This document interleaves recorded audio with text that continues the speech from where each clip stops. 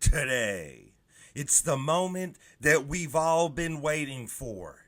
The return that we have been waiting almost 2 years for. It's the return of the heavyweight champion of the world, Tom Aspinall, as he steps in the octagon to face Ciryl Gane in the main event of UFC 321 on Yas Island. But outside of that, there's one man that we don't want in the building. There's one man that we don't want flying to Yas Island. There's one man that all UFC fans would be sad to see entering in that arena.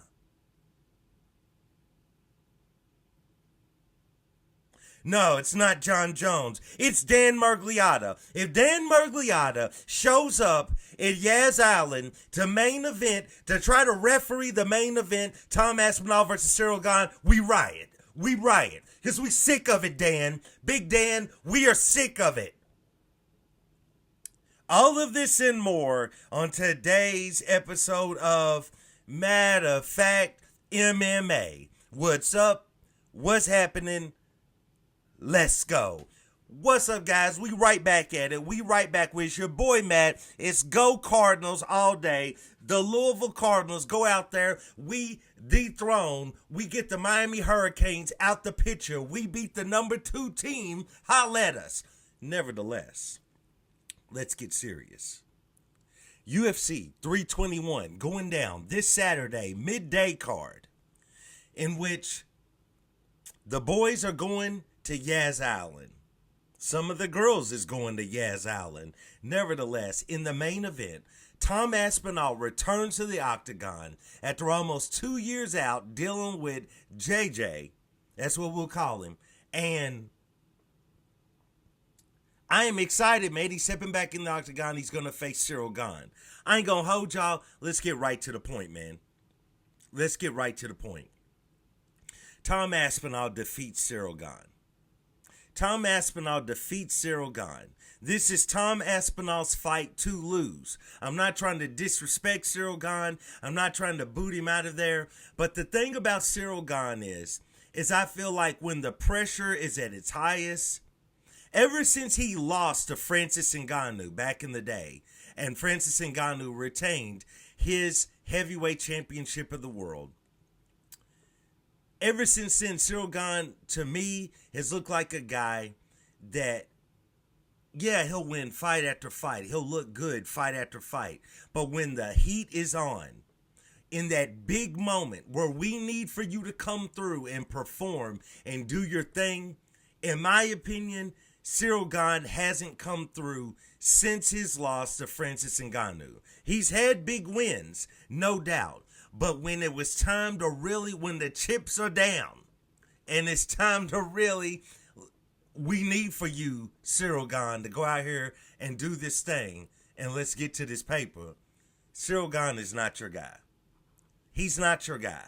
Yeah, he'll win little fights here and there, UFC France. Yeah, he'll win, different fights, but at the end of the day, bro, he's not that guy in that scenario. In my opinion. Now, he could go out there and beat Tom, but Tom Aspinall welcomes the pressure. Tom Aspinall welcomes that spotlight being on him, and he performs under that pressure. And we haven't seen anything but that. So, when I was taking a look at this fight, I should say, I originally thought, well, Tom's going to go out there and work Ciryl Gane easily. Like, this will be a fight, but not much of a fight. Well, then I started digging through Ciryl Gane's past and everything. And I still arrived at the same conclusion. Tom Aspinall can knock him out on the feet if he needs to. I'm not saying it's going to be easy to fight Ciryl Gane on the feet, but knowing Tom, okay, this is what I'll say. The smartest tactic would be for Tom to find a way to get Ciryl Gane down to the ground and then submit him. You know what I'm saying? Then submit him straight up. Like a head and arm choke, something along those lines, right? But bro, Knowing Tom Aspinall is going to go out there and knock him out on the feet. That's just the type of dude he is, bro. This dude, he's built different. He's a different caliber of fighter. He's a different class of fighter there at heavyweight. Now, with that being said, you see who's on my wall, right? So I'm not saying that I would have picked Tom against John. But that fight will never happen, so we ain't got to worry about that. So Tom Aspinall goes out there this weekend, and he defeats Ciryl Gane. Ciryl Gane has tremendous footwork. He moves well when while standing. What do you want me to say? Tremendous kickboxer. You know what I'm saying? If Tom Aspinall chooses to take this fight to the ground, he's going to submit him, bro. He doesn't even need to ground and pound him out. He's going to submit him. If Tom Aspinall chooses to stay standing, he can knock him out. You know what I'm saying? He knocked out Sergey Pavlovich. You know what I'm saying? Tom is a different breed, bro. And so what I'm saying is Tom Aspinall will dictate where this fight goes, and he will handle Ciryl Gane accordingly. I'm not saying it's going to be a easy or quick finish necessarily, but I don't feel like Tom is going to be in extreme danger. He'll be in a little bit of danger. He'll probably get caught a few times, and the crowd will be like, oh. The crowd, oh. But outside of that, bro, I see Tom Aspinall going out there and retaining the heavyweight championship of the world. Just straight up. Let's move on to the co-main event. Strawweight title on the line as Virna Jandiroba steps in the octagon with Mackenzie Dern. Okay, let's get into this one. Now, who does the UFC want to win this fight? Mackenzie Dern, of course. Mackenzie Dern, of course. If you try to say Virna, you ain't been watching no combat sports. They want Mackenzie Dern to win. Mackenzie Dern, her face plastered everywhere as a strawweight champion of the world. Her walking out on Good Morning America. Her doing the interview circuit. Her going overseas, interviewing there in Brazil. You know what I'm saying? I mean, bro, it's big money. It's printing money. You know what I'm saying? Mackenzie Dern would print money for the UFC. You know what I'm saying? Someone that looks like that goes out there and proves she can really fight and wins the championship, printing money, especially in this goon age. You know what I'm saying? In this age right now, where social media dominates, you get a nice lady like Mackenzie Dern wearing your championship all over Instagram, all over TikTok, on YouTube videos. That is big business for the UFC. But with all that being said, Virna Jandiroba wins this fight. She wins this fight. Because here's what I'm looking at, and here's what I'm basing it off of.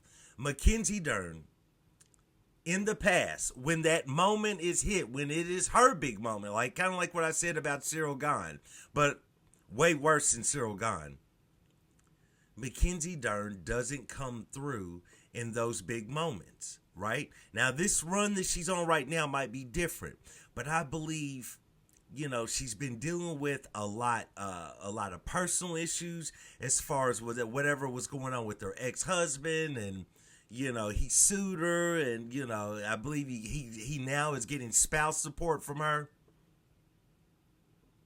City Boys up 1,000. But it's like, bro, she's been dealing with a lot. She's a mother, raising her daughter. She's trying to do the right thing. She's kind of up and down with her coaching. Sometimes she comes in and you're like, does Mackenzie Dern even have a head coach outside of her father? You know what I'm saying? And it's like, stick with Jason Perillo. That's who had you looking the best. Now, I was trying to, I'm be honest with y'all. I'm just Googling, and I'm using Google AI. You know what I'm saying? I'm all up in it, trying to find out what's going on with their coaching right now. And a lot of the answers I'm getting is like, basically, even AI don't know what's up with her coaching at the moment. You know what I'm saying? And so, with that being said, she is on a run. She's looked really good. fight-wise here lately. But at the same time, Virna has been on this path for a long time. She hasn't been jumping from coaches, jumping from gyms, from training partners or anything like that. She's kept the same people around her, same intensity, same style of fight. And she's been waiting for this moment for so long. You know what I'm saying? They were trying to have this fight for the championship be between her and old girl that keeps getting waxed by everybody. It doesn't look the same anymore. You know what I'm saying? No disrespect to her. Patchy Mix's girl. No disrespect to her. I just can't remember her name right now. What do y'all want from me? Nevertheless, dude, Virna's been poised to do this for a long time. She's been poised to do this for a long time, bro. And now she finally has her opportunity. She is one win away from being the strawweight champion of the world. Granted, I don't think that this is going to be one of those fights where generally in mixed martial arts you see if someone is a good grappler and a good wrestler, pretty good at submissions, versus someone else who's a good grappler and really good at submissions. She's not that good in wrestling, speaking about Mackenzie Dern. Not good in wrestling, but good at grappling and, of course, world-class in submissions, right? Usually when you see those two go at each other, it cancels, though their styles cancel each other out, so they would be standing on the feet. I don't see that here because I feel like Mackenzie Dern's lack of wrestling, while she is a good grappler, she's not a grappler like Jandiroba is a grappler. And Jandiroba, of course, is a good wrestler. Mackenzie Dern doesn't have that. Mackenzie Dern's grapple style is not necessarily dominant. It's more tricky, right? So Jandiroba has a dominant grappling style where she's going to force you down to the ground. Then she's going to force you into the positions that she wants to try to get the finish. Mackenzie Dern is more tricky, more of a traditional BJJ style in which it's the slow burn, right?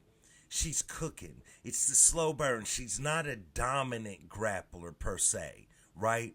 So she's more equipped to kind of hang out, be loose, and then when she sees her opportunity, wham, she's snatching your arm. She's snatching your arm, she done broke it, and she's leaving. She's on about her business, right? I don't know if that's necessarily going to work against Jandiroba. I also think that Jandiroba is going to have the strength. She's going to have the strength in her side. Stronger fighter. More powerful. I just think she's going to go out there. I don't think she's going to run through Mackenzie Dern, but I don't see this going the full 5 rounds either. I think she can get Mackenzie Dern out of there. Mackenzie Dern is extremely tough. You know, for whatever you want to say about her looks, this woman is dog tough, bro. She's tough, bro. We've seen her get face swollen up, all types of cuts and everything on her, and this girl does not quit. You know what I'm saying? But I got to go along with Virna Jandiroba to emerge the strawweight champion of the world in this fight. Let's move on. How about this? This is kind of a stacked card. How about Umar Nurmagomedov stepping in the octagon with Mario Bautista? Mario Bautista, we meet again. Mario Bautista, we meet again. This time, your boy Matt, I put all my coins together, all my money together, all my money. I put out the call, and I hired Umar Nurmagomedov to go out there and rid us of Mario Bautista. That's what I'm talking about. This Saturday, your time is up, Mario Bautista. It's up for what you must pay for your crimes against Jose, the King of Rio Aldo. You must pay for that. And this Saturday, your day is coming. As Umar Nurmagomedov, my prediction, goes out there and he submits Mario Bautista. I feel like he's going to submit him. I don't know why, but I feel like he's going to submit him. I feel like a lot of Mario Bautista's game of trying to push you up against the fence, kind of lean in low, possibly go for a waist lock, grab a single leg, but hold you up against the fence. Then when you're getting sick of it, you're getting frustrated because you're being held. He then drags you to the ground, but then doesn't really finish you at all. That's not going to work against Umar Nurmagomedov. That game plan is not going to work. And I feel like this is a Umar under Coach Khabib. Coach Khabib recently experienced a major loss over in the PFL with one of his guys. He's not looking to take another loss, especially because Umar is coming off of a loss, right, in which he could have been the champion. That's not going to go down, bro. Umar Nurmagomedov and Khabib. I'd hate to be that guy, Mario Bautista, this Saturday. But Mario Bautista, your boy Matt, I'm on your trail. I put all the coins together. I hired Umar, and you're going down. You're going down. That's right. Anyway, how about this? How about Alexander Volkov stepping in the octagon with Jailton Almeida? This is a fight I really had a tough time calling. Because at the end of the day, we know what Jailton Almeida, we know what Almeida's trying to do. We know what his game plan is. We know where he's trying to take the fight. That's to the ground. That way he can look for a submission. Or recently, he finally adopted a little bit of ground and pound. You know what I'm saying? I've been yelling that out for years about him. Is he would have guys in horrible positions on the ground. But rather than just shooting some elbows at him, throwing some fists at him, and getting him out of there, getting the referee to stop it, he would continue to grapple and look for that submission. And sometimes that submission never came, and sometimes he took an L. With that being said, I was like, the size of Alexander Volkov, can Almeida, who started out as a light heavyweight, can he go out there and can he implement his game plan against a man with the stature of Volkov? It's very, very hard to say. I was looking back through Volkov's strength of schedule, through the people that he's fought. And Volkov's a different character, bro. He's got a sneaky, sneaky resume. I mean, he's coming off of a loss to Ciryl Gane, but before that, he beat Sergey Pavlovich. He beat Taitu Avasa.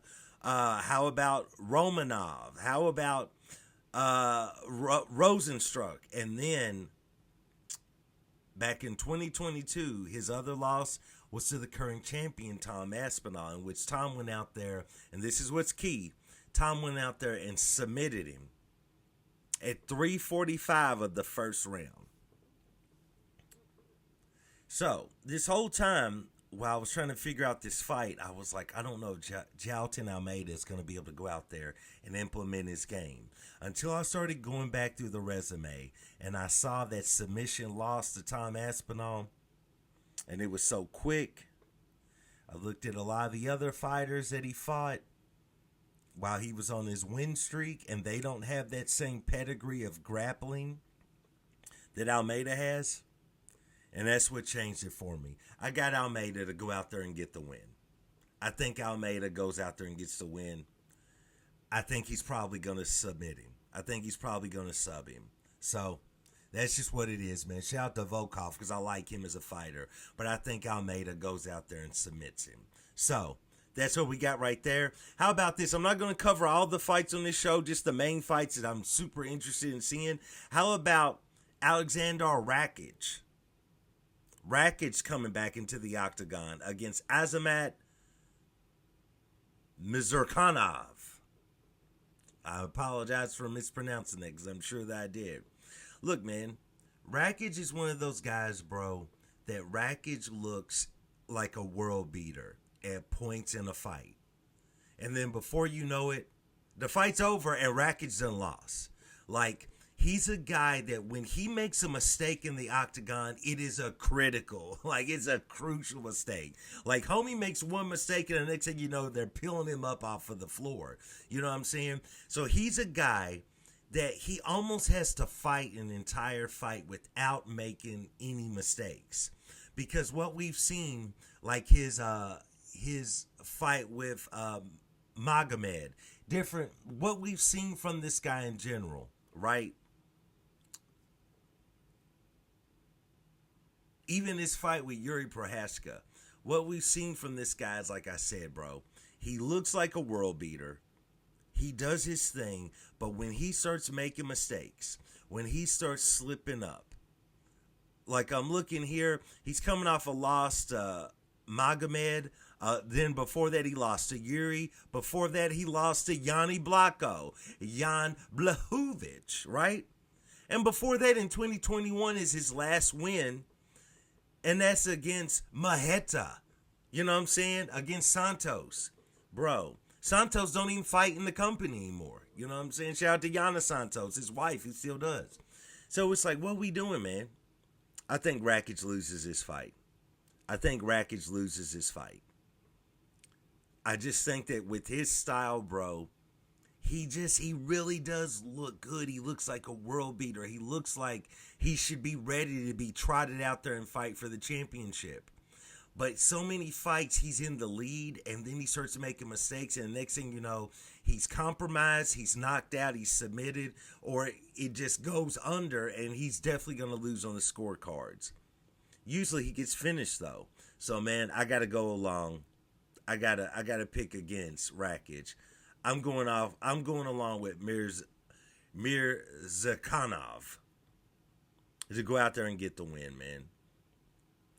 Let's move on. We have Ikram Aliskerov stepping in the octagon with the Iron Turtle, Yong Sung Park.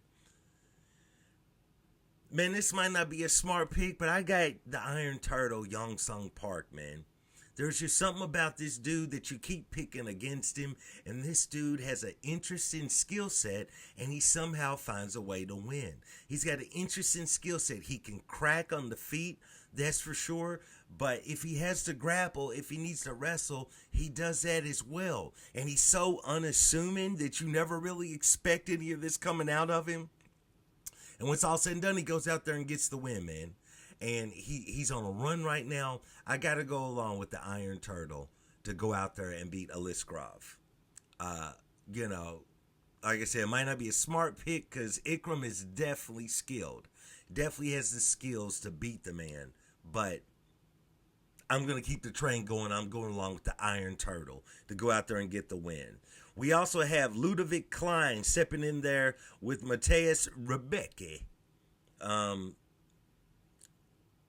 Man, I'm going along with Klein, man.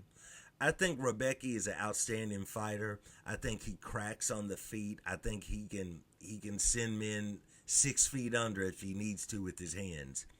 But he hasn't looked the same lately, and he's taken a ton of damage in like his last 3 fights. A ton of damage, bro. And I'm not sure about him, especially stepping in there with somebody the caliber of Ludovic Klein. So I'm going to go along with Klein to get the win. And then finally, last fight that I'm super interested in seeing, Nathaniel Wood stepping in there against Jose Miguel Delgado. I'm going along with Jose Miguel Delgado. I've liked how he's looked in his few fights in the UFC. Nathaniel Wood has definitely looked solid. He's definitely an outstanding fighter. Very tricky, very well-rounded. But I think Jose Miguel, man, he's got something. There's something there. And he might have that extra gear, especially since he's a little bit earlier in his career than Nathaniel Wood. I think he's got enough to get it done. So, that's what it is, man. UFC 321. It goes down. Yas Island. It's going down this Saturday. Midday card for us. I think for us in America, I should say. I think the main card will start around 2 p.m., something like that. So it's going to be very interesting to see the return of Tom Aspinall, the heavyweight champion of the world, against Ciryl Gane, as well as Strawweight Championship on the line, which was vacated by Zhang Weili, in which Virna Jandiroba will face Mackenzie Dern. Should be outstanding fights. Can't wait to see it. Holla back at your boy. I got an expose coming about Dan Miragliotta. And we better not see Dan Miragliotta there this Saturday. Keep him out of Yas Island. Lock it up. Don't let him in. Please like, subscribe, comment. Let me know what you think. And once again, I do want to thank you guys for joining me for another episode of Matter of Fact MMA. And I'll check you next time. Peace.